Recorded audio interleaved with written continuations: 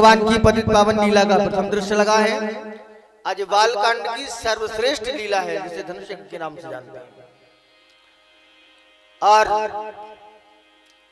महामुनि विश्वामित्र जी बैठे हैं श्री राम जी लक्ष्मण जी दोनों कुमारों के साथ में। आज की जहां से लीला प्रारंभ होना है उस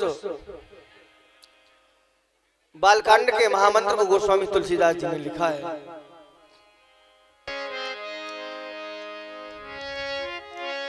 कर भोजन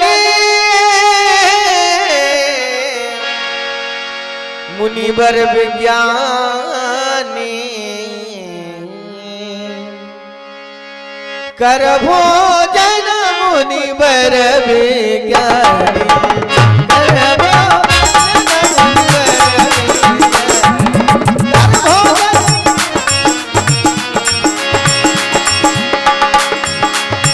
कर भोजन मुनिवर विज्ञानी, लगे कहर कछु कथा पुरानी, लगे कहर कछु कथा पुरानी, लगे कहर कछु। महामुनि विश्वामित्र जी ने भोजन किया और भोजन करने के उपरांत बड़ी आनंद लिया है। कर भोजन मुनिवर विज्ञानी, लगे कहन कछु कथा पुरानी, पुरानी कथाओं को सूर्यवंश के दोनों सिंहों को श्री राम जी को और लक्ष्मण जी को कथा सुनाने लगे। कर भोजन मुनिवर विज्ञानी, लगे कहन कछु कथा पुरानी।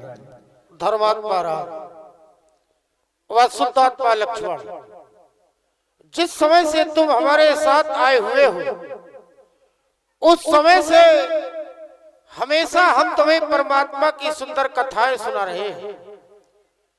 कारण क्योंकि संत के जीवन में केवल कथा हुआ करती है और मानव के जीवन में व्यथा हुआ करती है।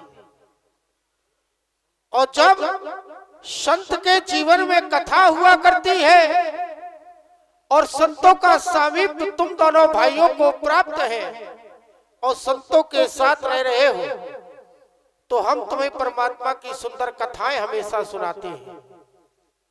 संसार में यदि कोई ये पूछे कि मानव के पास व्यथा है और संत के जीवन में कथा है, तो मानव के जीवन में कथा क्यों नहीं है?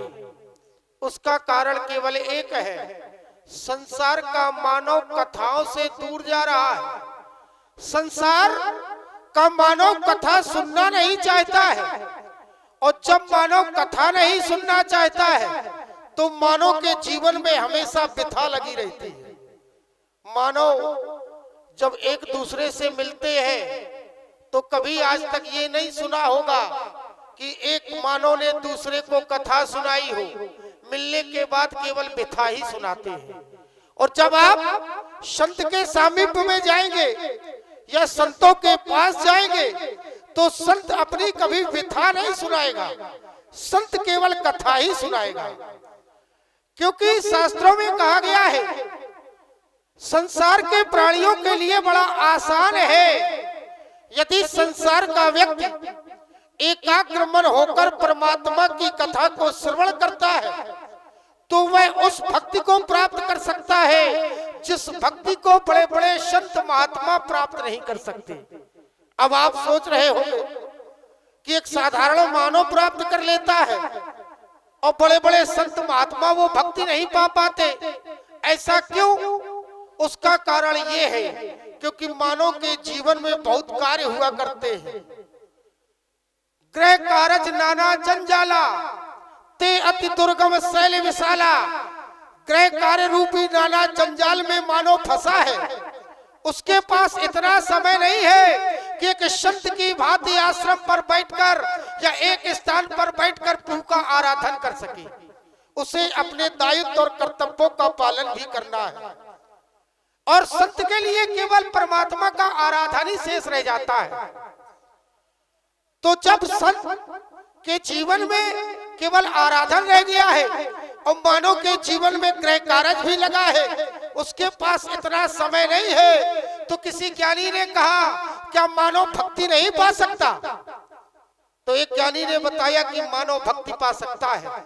शास्त्रों में कहा गया, मुनि दुर्लभ भगत नर पावे बिनय प्रयास।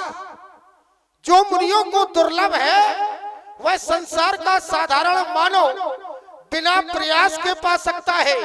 बताया कैसे? बोले मुनि दुर्लभ भगत नर पावे बिनय प्रयास। जो रघुवीर कथा निरंतर सुने मान विश्वास।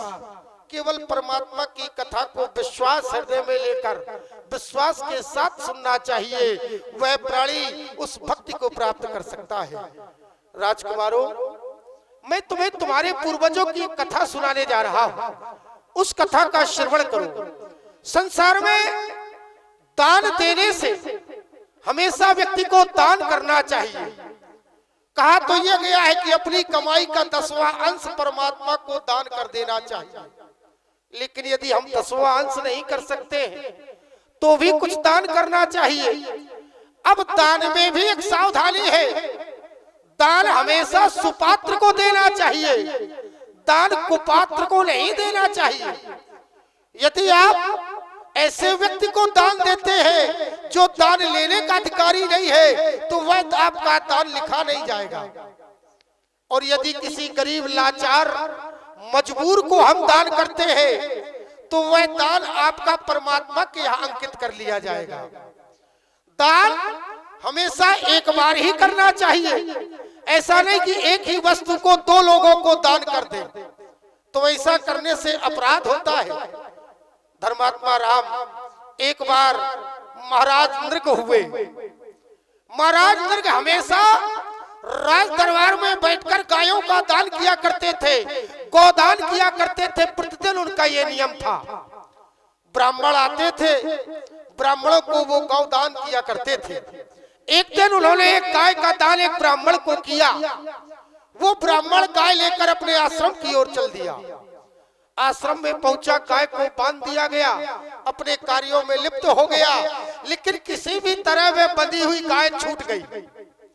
और छूटने के बाद वह पुनः उसी गौशाला में पहुंच गई जहां महाराज नृग की हजारों गाय बंधी थी। राजसेवकों ने उस गाय को देखा, पुनः बांध लिया गया। दूसरा दिन हुआ, फिर ब्राह्मण आए, तो जो गाय एक बार दान में दे दी थी वही गाय दूसरे ब्राह्मण को दान में दे दी गई, क्योंकि राजा को ये ज्ञात नहीं था कि ये वही गाय है। जब वो दान में दे दी गई, वह ब्राह्मण गाय लेकर चल दिया। लेकिन जो पहले दिन गाय दान में दी थी जिस ब्राह्मण को, वह खोजते खोजते राज दरबार की ओर आया। उसने देखा एक ब्राह्मण वही गाय लेकर जा रहा है। उसने कहा ये मेरी गाय है, मुझे महाराज नृग ने दान में दे दी थी कल, लेकिन जिस ब्राह्मण को आज दी गई वो कहने लगा ये मुझे दान में दी गई है, जबकि ब्राह्मणों का कोई दोष नहीं था। दोनों ब्राह्मणों में झगड़ा हो गया। राज दरबार में पहुंचे, कहा महाराज एक गाय आपने हमें कल दान की थी। राजा ने कहा बिल्कुल, मैंने तुम्हें गाय दान की थी। बोले आज वही गाय आपने पुनः दान कर दी। महाराज नृग ने कहा ऐसा हो ही नहीं सकता है। मैंने जो गाय दान में दी है वो दूसरी है, ये दूसरी है। ब्राह्मण को क्रोध आ गया।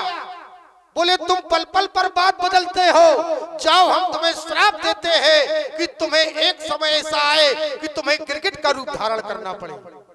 तो महाराज नृग श्रापित हो गए कि तुम्हें गिरगिट बनना पड़ेगा।